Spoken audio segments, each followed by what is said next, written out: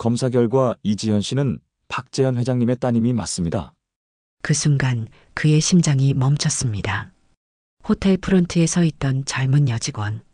그녀의 옷깃에 달린 작은 나비 모양 브로치. 30년 전 세상에 단 하나뿐이었던 아내의 선물. 박재현 회장은 숨을 삼켰습니다. 그리고 운명의 시계가 다시 움직이기 시작했습니다. 영상 시청 전 구독과 좋아요 눌러주세요. 지금 어디서 시청하고 계신지 댓글로 적어주신다면 다음 영상에 반영해서 불러드리도록 하겠습니다. 자, 그럼 오늘의 사연 시작합니다. 서울 프라임 호텔의 회장 박재현. 68살의 나이에도 꼿꼿한 자세와 날카로운 눈빛을 가지고 있었습니다. 박재현 회장은 평소 직원들의 진짜 모습을 보기 위해 예고 없는 점검을 자주 했습니다. 오늘도 그런 날 중 하나였습니다. 프론트에 서 있던 여성 이지연.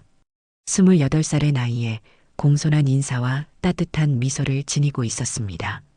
그런데 어딘가 낯설지 않은 느낌이었습니다. 그 순간 그녀의 재킷에 달린 브로치를 본 박재현은 온몸이 굳어버렸습니다. 그럴 리가 없어. 그 브로치는 30년 전 아내 윤정희에게 직접 디자인해 선물했던 단 하나뿐인 물건이었습니다. 심장은 거칠게 뛰었고 숨이 막혔습니다. 이지연이 걱정스럽게 물었습니다. 손님 괜찮으세요? 하지만 재현의 시선은 오직 브로치에만 박혀 있었습니다. 작은 나비 모양, 날개 끝에 작은 진주, 심지어 왼쪽 날개에 미세한 흠집까지. 모든 것이 기억 속 그 브로치와 똑같았습니다. 박재현은 떨리는 목소리로 말했습니다. 그 브로치 어디서 구하셨나요? 이지연은 잠시 당황하며 대답했습니다. 죄송하지만 개인적인 물건이라서요. 박재현은 한 발자국 뒤로 물러섰습니다. 가슴이 쿵쾅거리고 손바닥에는 식은땀이 맺혔습니다. 박재현이 속삭였습니다. 그럴 리가 없어. 모든 게 닮아 있어. 하지만 그의 눈은 거짓말을 하지 않았습니다. 나비의 오른쪽 날개 끝 작은 진주 하나, 왼쪽 날개에 미세한 흠집, 심지어 브로치를 고정하는 핀의 모양까지. 모든 것이 기억 속 그 브로치와 똑같았습니다. 박재현의 다리가 휘청거렸습니다. 벽에 손을 짚고 간신히 몸을 지탱했습니다. 회장님 괜찮으세요? 비서가 놀라며 다가왔지만 박재현은 대답할 수 없었습니다. 30년 전 아내의 생일에 직접 디자인해서 만들어준 그 브로치가 지금 여기에 있다는 것이 믿어지지 않았습니다. 그날 하루 호텔 점검은 의미를 잃어버렸습니다. 회장님, 이쪽 객실을 확인해 보시죠. 매니저의 말이 귀에 들어오지 않았습니다. 박재현의 시선은 자꾸만 프론트 쪽으로 향했습니다. 주방 시설이 새로 교체되었습니다. 네, 좋네요. 대답은 했지만 무엇을 보고 있는지도 모르겠습니다.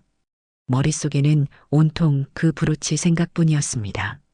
식당을 둘러볼 때도 수영장을 점검할 때도 박재현은 계속 고개를 돌려 프론트를 확인했습니다. 이지연이 여전히 거기 서 있는지, 그 브로치가 정말 있는 건지. 그런데 더 충격적인 사실이 밝혀집니다. 비서가 다가와 속삭였습니다. 회장님, 약속이 있습니다. 박재현이 고개를 저었습니다. 아니, 오늘은 미루자. 나는 혼자 있고 싶네. 비서는 놀랐습니다.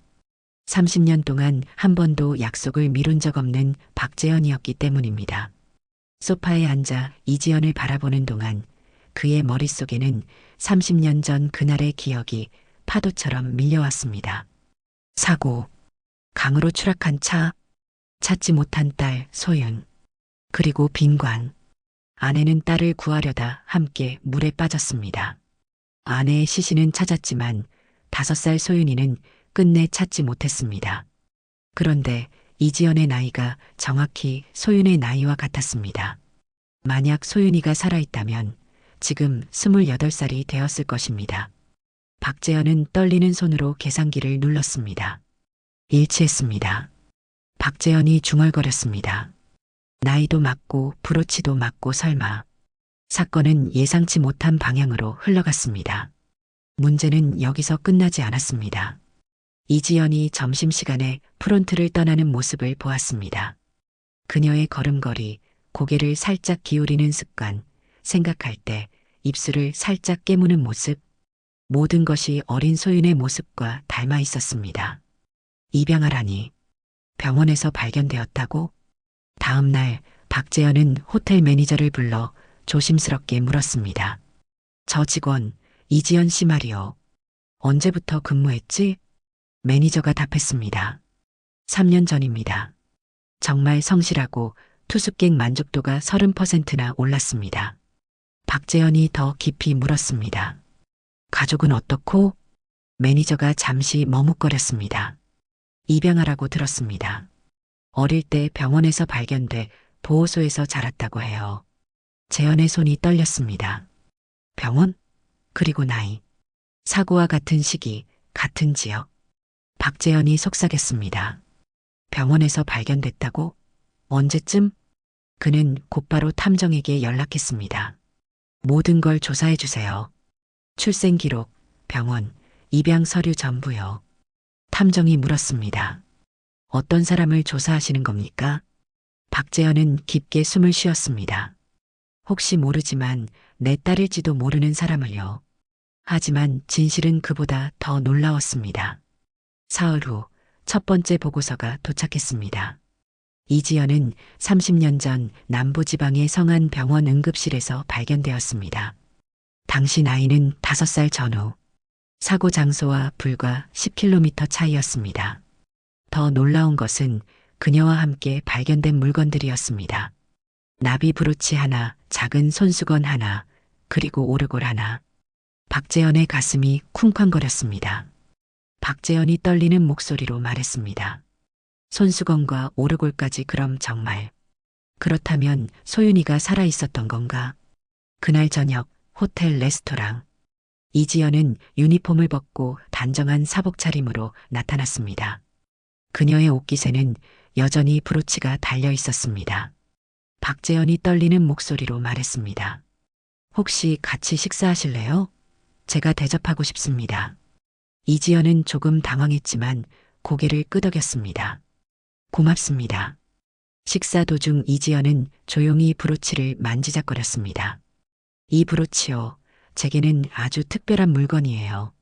제가 가진 유일한 과거의 단서거든요. 재현의 눈이 커졌습니다. 단서라니 무슨 의미죠? 이지연은 담담히 말했습니다. 제가 태어난 곳도 부모님도 몰라요. 병원 앞에서 발견됐을 때 제 곁에는 이 브로치와 작은 손수건, 그리고 오르골이 전부였다고 해요. 박재현의 심장이 빨라졌습니다. 혹시 그 손수건과 오르골을 볼 수 있을까요? 이지연이 가방에서 작은 보자기를 꺼냈습니다. 안에는 낡은 손수건과 작은 오르골이 들어 있었습니다. 손수건 모서리에는 작은 자수가 있었습니다. SY. 소윤의 이니셜이었습니다. 오르골을 열자 익숙한 멜로디가 흘러나왔습니다. 아내가 소윤에게 불러주던 자장가였습니다. 박재현의 눈에 눈물이 맺혔습니다. 박재현이 떨리는 목소리로 말했습니다. 이 자장가 기억나지 않나요? 어릴 때 들어본 적 없나요? 이지연이 고개를 갸우뚱했습니다. 가끔 꿈에서 들어본 것 같기도 하고요. 왠지 모르게 편안해져요. 그러나 확신을 위해서는 과학적 증거가 필요했습니다. 혹시 DNA 검사를 해보시겠습니까? 일주일 후 탐정의 보고서가 도착했습니다. 이지연은 30년 전 남부지방의 성안 병원 응급실에서 발견되었습니다. 당시 나이는 5살 전후. 사고 장소와 불과 10km 차이였습니다. 그리고 DNA 검사. 의사가 전화를 걸어왔습니다. 회장님, 결과가 나왔습니다.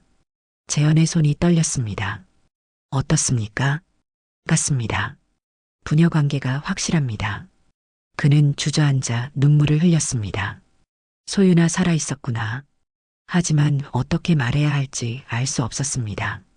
30년 동안 딸을 찾지 못한 아버지라고 어떻게 말할 수 있을까요? 며칠을 고민한 끝에 박재현은 결심했습니다. 진실을 말하기로 했습니다. 결과는 단 2글자였습니다. 일치. 다음 날 호텔 귀빈실. 재현은 진실을 밝히려 했습니다. 사실 나는 이 호텔의 회장입니다. 이지연의 눈이 휘둥그레졌습니다. 그럼 왜 정체를 숨기셨어요? 재현은 고개를 떨궜습니다. 당신의 브로치를 보고 나는 모든 걸 의심하기 시작했습니다. 그리고 당신은 내 딸일지도 모른다고 생각했어요. 이지연은 손을 떨며 외쳤습니다. 그럼 왜 30년 동안 절 찾지 않으셨나요? 왜 저를 버리셨나요? 재현의 눈물이 터졌습니다. 나는 내가 죽었다고 믿었어. 빈관을 묻고 평생 자책하며 살았단다. 이지연이 울먹이며 말했습니다. 전 부모님 얼굴조차 모릅니다. 어떤 목소리인지도, 어떤 사랑을 받았는지도. 박재현이 떨리는 목소리로 말했습니다. 그럼 증거라도 있나요? 정말 제가 아버지 딸이라는 증거가? 박재현이 떨리는 손으로 서류를 꺼냈습니다. DNA 검사 결과야. 의사의 목소리가 떠올랐습니다. 같습니다. 부녀 관계가 확실합니다.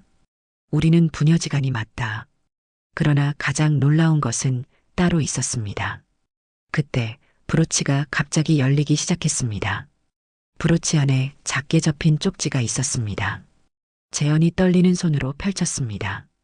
재현 씨, 우리 딸은 살아있을 거예요. 이걸 가진 아이를 꼭 안아주세요.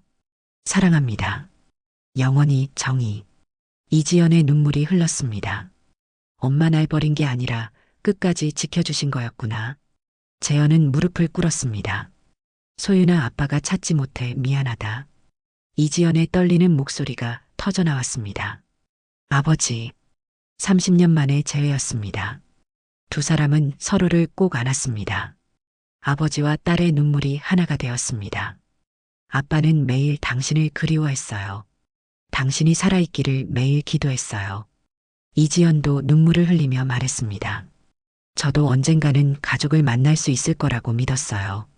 그녀가 처음으로 내뱉은 단어는 아버지였습니다. 눈물의 포옹. 직원들이 놀란 눈으로 지켜보는 가운데 박재현은 선언했습니다. 여러분, 제 소개가 늦었습니다. 저는 이 호텔의 회장 박재현입니다. 그리고 이분은 제 딸 박소윤입니다. 직원들은 놀라워했습니다. 모두가 존경하던 관리자가 회장의 딸이었다니. 소윤은 이제 자신의 진짜 이름으로 불리게 되었습니다. 한 해 후, 본사 회의실에서 소윤은 부사장이 되어 서 있었습니다. 소윤이 직원들에게 말했습니다. 호텔은 단순한 숙박이 아니라 가족의 집이 되어야 합니다. 브로치를 만지작거리며 그녀는 미소 지었습니다. 어머니는 언제나 우리와 함께 계시잖아요. 박재현이 딸을 바라보며 말했습니다. 작은 브로치 하나가 30년의 공백을 넘어 가족을 다시 이어준 겁니다. 창밖에 벚꽃이 흩날렸습니다. 아버지와 딸은 서로를 바라보며 다시 걸음을 내디뎠습니다. 30년의 공백을 넘어 새로운 출발이 시작된 것이었습니다. 소윤은 이제 박소윤이 되었습니다. 잃어버린 시간을 되찾을 수는 없지만 앞으로의 시간은 함께할 수 있었습니다. 호텔은 더욱 따뜻한 곳이 되었습니다. 진짜 가족이 만든 진짜 가족의 공간이 되었기 때문입니다. 그리고 그 모든 기적의 시작은 어머니가 마지막 순간까지 딸의 손에 쥐어준 작은 브로치였습니다. 브로치 속 어머니의 사랑이 마침내 아버지와 딸을 다시 만나게 해준 것이었습니다. 어머니 윤정희의 마지막 소원이 30년 만에 이루어진 순간이었습니다.